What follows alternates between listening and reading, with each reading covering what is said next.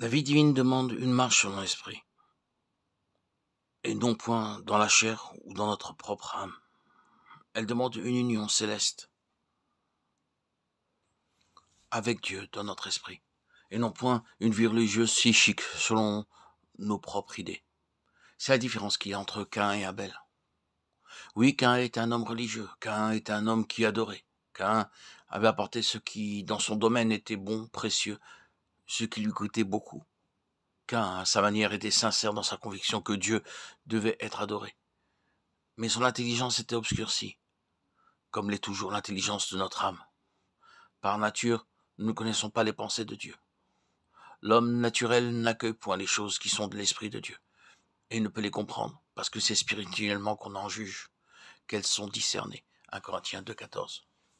Or Caïn, malgré toute sa sincérité, et toute son adoration, et sa religion, et sa conscience de Dieu, était encore dans les ténèbres d'une intelligence obscurcie. Son jugement le trompait entièrement. Ses idées étaient toutes fausses. Il était à côté de la vérité et rien de ce qu'il offrit ne put s'élever au-dessus de l'autel. Dieu n'eut pas égard à l'offrande de Caïn.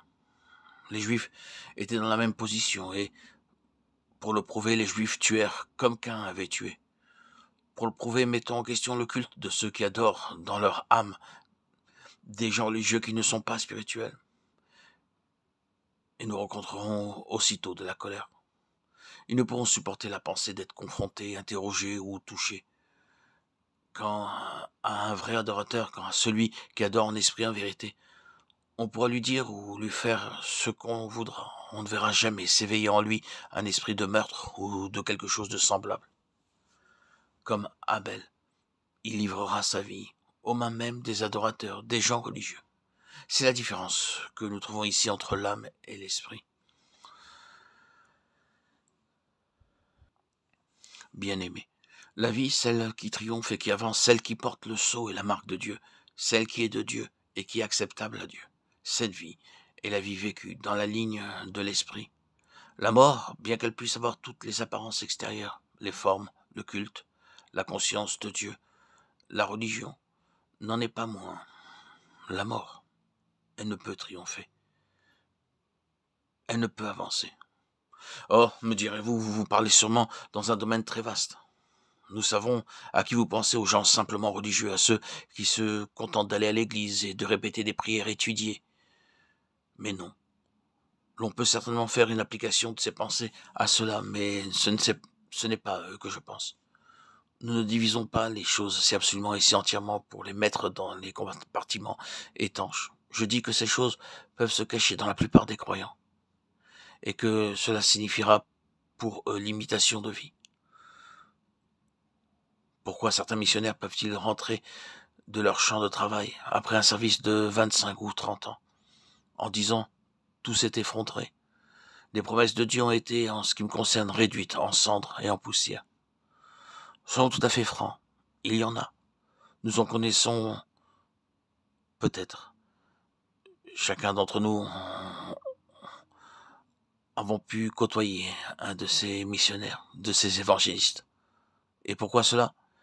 Il peut arriver un moment où, à cause de l'irréalité des choses ou du manque de succès, parce qu'ils ne sont pas arrivés à la victoire et n'ont pas atteint le but de Dieu, beaucoup de ces enfants se trouvent à une impasse et se posent des questions, et des questions justifiables au sujet de la réalité des choses.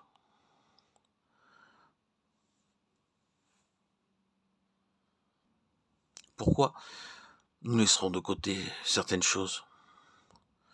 Nous connaissons la mélancolie et toutes ces choses qui peuvent venir jeter une ombre. Ce n'est pas de cela que nous parlons. Nous parlons de ce royaume où ce qui est spirituel ne s'est pas manifesté, où le sceau de Dieu n'a pas été donné. Bien que l'on se soit beaucoup dépensé, que l'on se soit beaucoup donné, que l'on ait beaucoup travaillé, l'on ne voit réellement aucune vie spirituelle comme fruit de toute cette peine. L'absence de vie.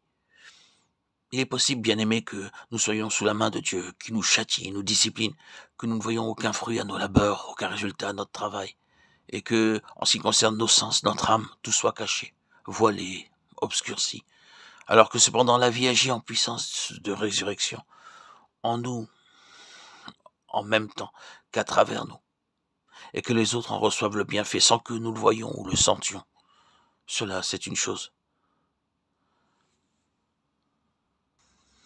Mais ce n'est pas de cela que nous parlons. Nous parlons de l'absence de vie, là où les choses sont mortes spirituellement. Quelle en est la raison? La réponse, nous la trouvons en Caïn et Abel. L'explication est ici dans la différence qui existe entre l'âme et l'esprit. L'âme n'est pas une chose mauvaise, mais ce n'est pas l'âme qui doit gouverner. Lorsque ce qui est de l'âme prend le dessus, c'est le moi qui prend le dessus. Et les œuvres viennent de nous-mêmes, des énergies et des activités de notre propre âme. Et ce ne sont plus les énergies de Dieu qui agissent par notre esprit. Lorsque nous disons de telles choses, que personne ne pense pour un instant que si nous vivons sur le niveau de l'esprit où tout doit venir de Dieu et rien de nous-mêmes, rien ne sera jamais accompli. Beaucoup de gens pensent qu'il n'y aura alors point d'œuvre, ni aucune activité. La seule différence se trouvera dans les sortes d'activités. Nous n'agissons pas moins, nous agissons autrement. C'est différent. Mais la fin verra un résultat beaucoup plus précieux que celui de toutes les activités créées pour Dieu par notre moi.